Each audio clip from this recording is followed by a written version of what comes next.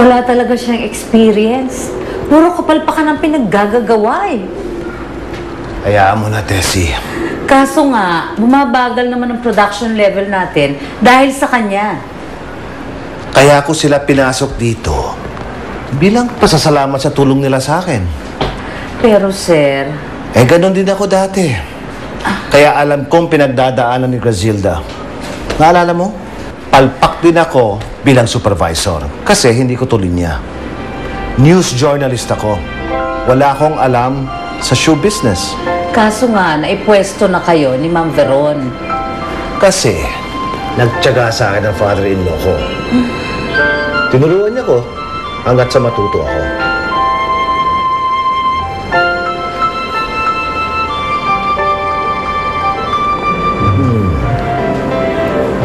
Mukhang maparaan at maabilidad si Grazilda. Naniniwala ako na magiging magaling siya pag binigyan siya ng tamang oportunidad.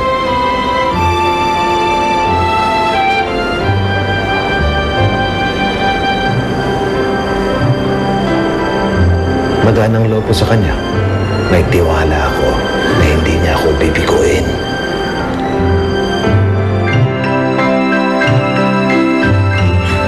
Nakakapagod palang magbanat ng buto dito sa lugar na ito.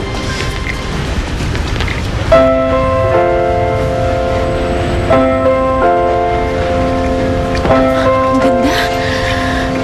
Kahawig ng sapatos ni Cinderella. Magkasya kaya to sa akin?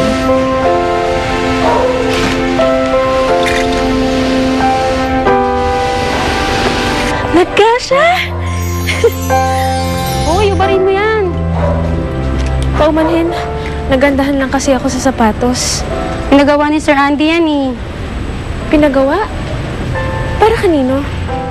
Para sa anak ko, Good afternoon, sir. isusuot niya mamayang gabi para sa kanyang party. Ate Grazilda, imbitado tayo sa party. Lahat ng mga kasamahan natin dito sa factory, imbitado.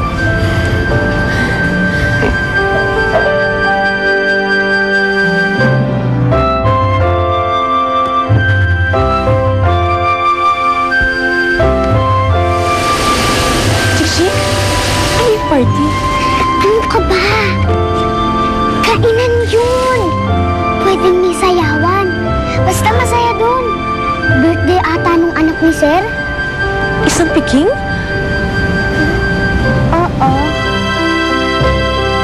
Salamat kayo ha. Pag kami delivery ako, text mo lang. Text kita ha. Bye-bye. Ingat ka ha.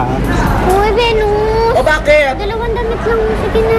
Naku, aga-aga pinapasakit itong bangs ko ha. Pagtatrabahuhan namin ng mga to. O paano? Kung gusto mo, tutulungan ka namin magtinta. Oo, magpapagpag kami. Gusto mo tulungan ka namin maglabis. Magpaplansya. Gusto mo masahe? Sandali, anong masamasahe? O siya, sige. Basta ha, buong araw ha. Yay! Sandali. Marunong ka bang mag-foot spa? Sa mukha?